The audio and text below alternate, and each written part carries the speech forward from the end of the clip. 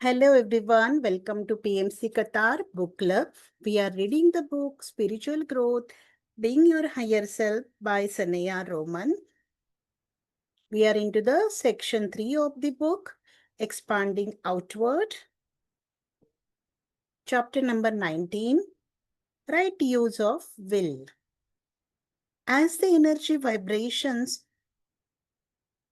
you live in move up to a new, higher octave, one of your energy centers is changing dramatically. This is the center of will located at your solar plexus. Humanity is moving away from having its consciousness focused in the center of will towards having its consciousness focused in the heart center of love. You live on a planet of free will, and your will is one of the most magnificent and powerful parts of your being.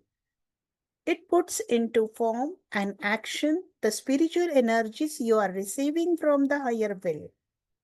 Your will carries out your choices and decisions, seeks the truth, and helps you stand up for what you believe in.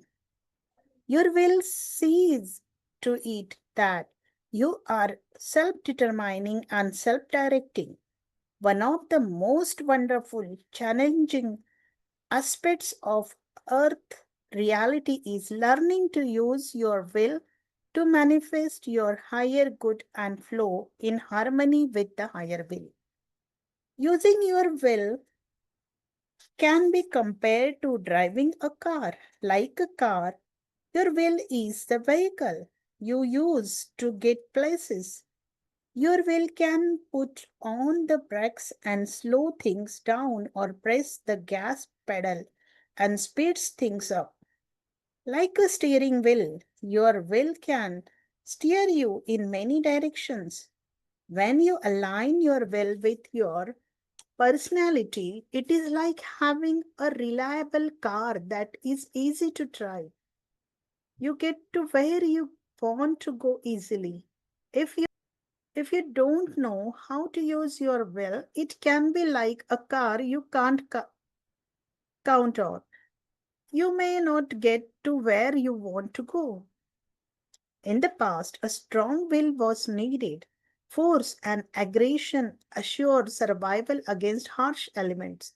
Today, an aggressive, dominant will is no longer necessary for survival. In these times, it is important to use your will in softer, more skillful ways, relying not on force but on love and creativity to get things done. Trust that the universe is working for you and with you. Many cultures teach you that to get what you want, must push very hard, be manipulative or aggressive, and battle your way through obstacles. This view is based on an underlying assumption that the universe is against you and must be conquered. If you use your will as if there is an opposing force, you actually create opposing forces where there are none.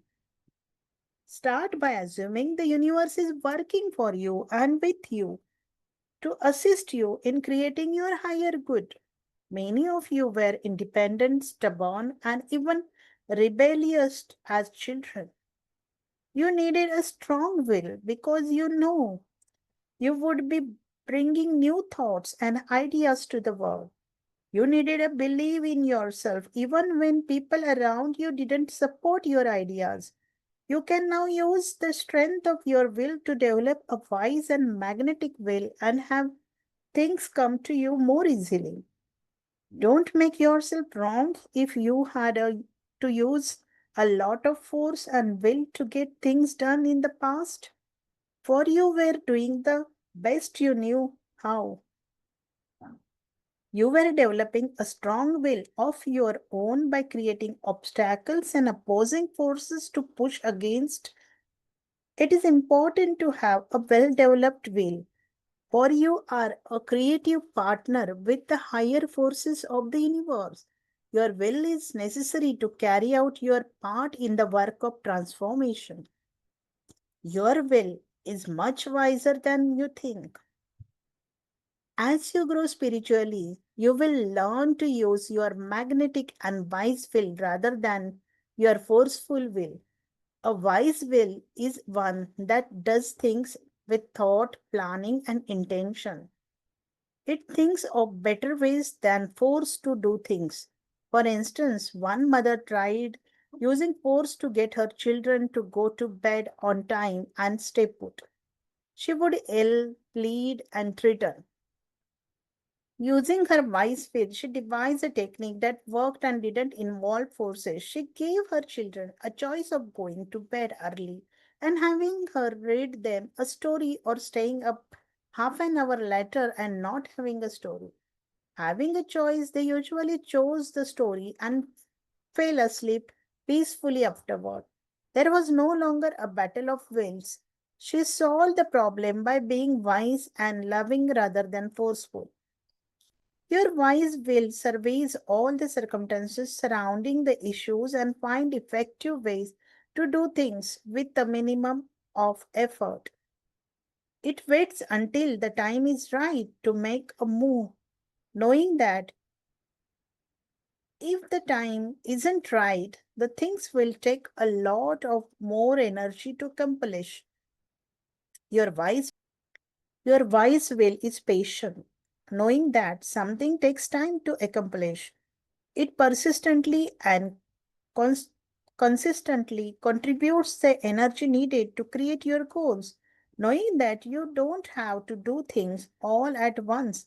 It takes the time and steps it needs to do a good job.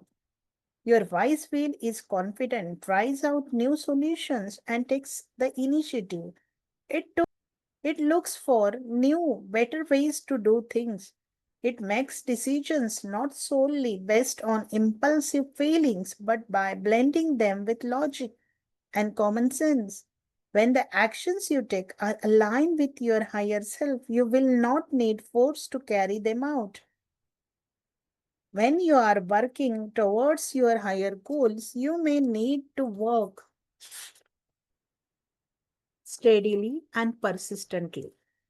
But you will not be pushing against resistance and moving forces. You can use your forceful will on yourself, forcing yourself to do things, but not for long.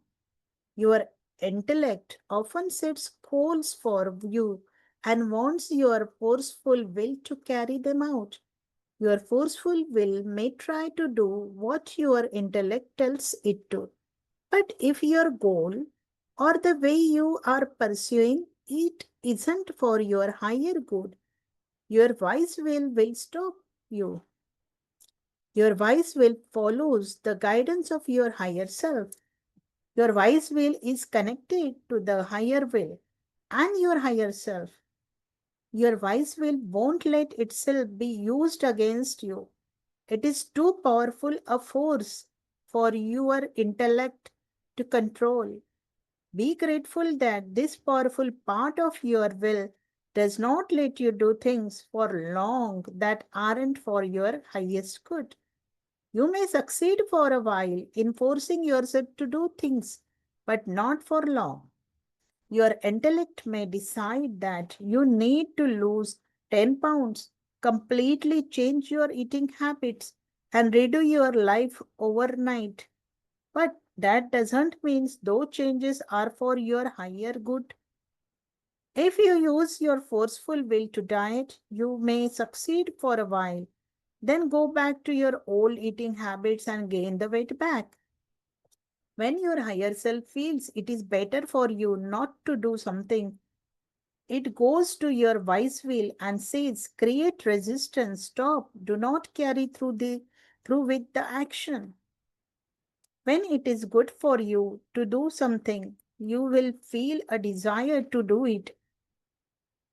You will be drawn to it because it is something you love and not something you are forcing yourself to do.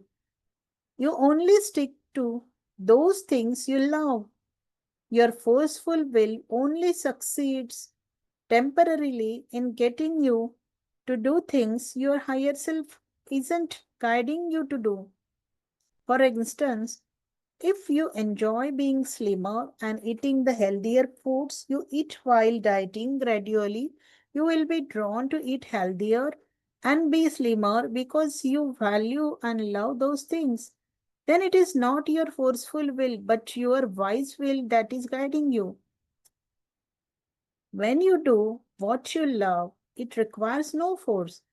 The only things you do without resistance are those things you love to do and are drawn to. Through trial and error, your experiences teach you what these things are. The more you use your forceful will to make yourself to do something, the more you can push yourself into an opposite reaction.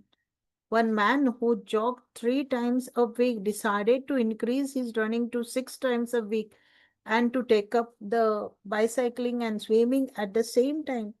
He had decided intellectually he needed to be more of an athlete. He forced himself to continue this program for a month.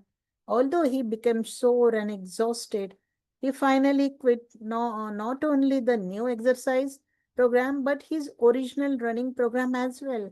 It took him months to start exercising again.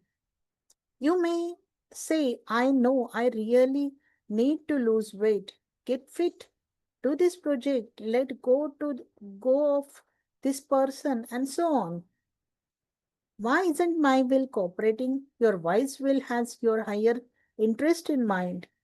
Even though a part of you thinks it might be best to do something, if another part of you is resisting, trust that there is a higher reason why you are avoiding this. If you aren't accomplishing a goal your intellect has set rather than forcing yourself to do it, talk to your wise will. Ask, why won't you do what I am telling you to do? Perhaps whatever you are planning is too drastic a measure to take that would not be in harmony with the rest of your life and path. Keep yourself goal in mind and ask your wise will what plan of action it will work with you to accomplish. Your wise will guide you to those things you love to do. Before you decide to do something, get quiet and notice your feelings about doing it. Ask yourself before you take action, do I really want to do this? Does it seem joyful? Is there something else I would rather do instead? Take time to listen to your feelings. Do things only when they feel right and when you would love to do them. Then you are operating from your wise will. You can also develop your magnetic will. Magnetism is a powerful force.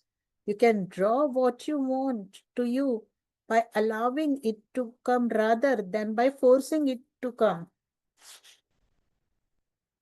When you push too hard to get things, you actually repel the things you are seeking.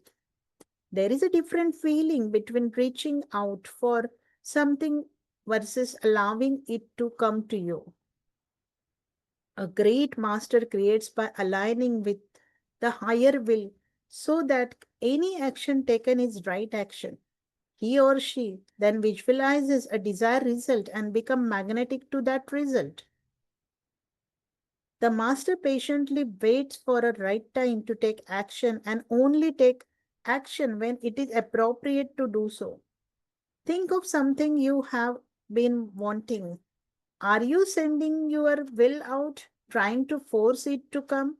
If so, you are working too hard. Instead, imagine that you are becoming magnetic to this thing. You may even want to pretend you are a magnet, drawing it to you. Create space in your energy and life for this thing to come into. Open your heart to receive it this way. You are drawing things to you with your magnetic will rather than trying to make them come with force. Receive energy from other people's hearts and not their centers of will. Right use of will means learning not to let the forceful wills of others control you. There are several ways to know if other people are using their wills to manipulate you. One is through your mental or emotional resistance to them. Another is through an uncomfortable feeling in your body when you think of them, such as a pit in your stomach. If someone is trying to force you to do something, either subtly or not so subtly, you can work at an energy level to change things between you. Start by getting quiet and thinking of the other person. As you think of this person, do you have an uncomfortable feeling anywhere in your body? Uncomfortable areas can indicate places where you have taken on other people's energies and are wearing their energy patterns rather than your own. Send light to this place and imagine you are reclaiming your own energy in this area. Close off any area in which you have been receiving another's energy and then add your own light to this area. Pay attention to where other people are sending energies from as well and only accept energies from their heart or higher centers. You can know if people are sending you energy from their will by getting quiet, thinking of them, and imagining. You can tell if they have a cord of energy coming from their will center toward you. See yourself refusing this energy. Some people practice cutting cords, imagining that they cut the energy coming towards them from another person's will. The people that you are not accepting this energy is more important than the visualization you use. After you have cut this cord of energy, see it going back to them as energy they can use any way they want. When you are with someone, practice sending energy through your heart. As you move all energy into your heart, you are evolving from operating from your center of will into living in your heart center as your higher self. Offer assistance to others only when they ask for it. As you become a source of light to others, your will can assist them in their growth or it can interfere with their growth. If you push too hard, right use of your will means not using your forceful will on others. It means using your wise will when you work with people and not trying to make others change if they are not ready. You can contribute to the desire to grow in your children, friends, and loved ones. Your wise will does things easily and gently and take action only when the timing is right. It waits until people are ready to hear what you have to say. When a friend comes to you and asks, how can I learn what you have learned? That is the time to assist him or her, talking on and on about something to people who have not asked about it and are not interested in it, may only turn them away. If there is a quality you want your mate or a friend to have, demonstrate that quality yourself. As your life begins to work better, you inspire others to discover the secret you have found. Find more joy in your life, laugh more, and allow yourself to be happy. One woman wished her husband would be more positive. In the past, she had tried to use her forceful will to change him, trying to make him change by pointing out often how negative he was. That only seemed to make him worse. Using her wise will, she decided to try increasing her own positiveness and stop pointing out how negative he was. She mentally told him she loved and accepted him just as he was. Slowly, he became more positive without even realizing it. When she moved her will to her heart and became more loving, he was willing to grow and change. You will be amazed at the power of one person focused on his own growth to transform the people he spent time with. One man went to work in an office where everyone stressed and hurried, ate candy and unhealthy snacks all day. At first, he found himself criticizing them. Then he began eating the same kind of food himself.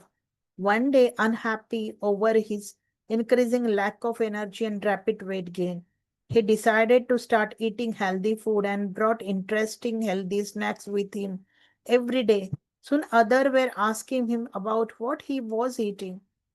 Over a period of several months, many people in the office started eating healthier snacks. He never preached, criticized, or tried to get them to change. He taught them by example.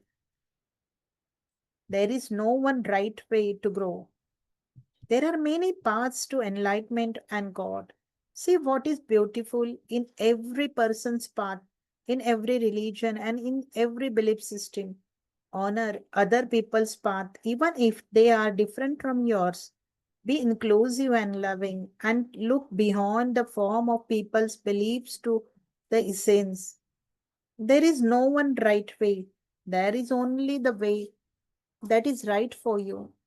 There is something unique, perfect, and beautiful in every culture, in every system of belief. Look for what you have in common with others and accept and love those who are on different paths. If you have been around people who wanted you to change a habit or do something differently, you know how they're trying to get you to change made it harder to do. To create a desire to grow in others, share your enthusiasm about your life. Listen to people, draw them out, and find ways to assist them in loving themselves more. Grow yourself and become an example. Your great teachers, such as Buddha, Christ, came to earth to be an examples of what you might become a peaceful, loving, compassionate, and wise being. Thank you.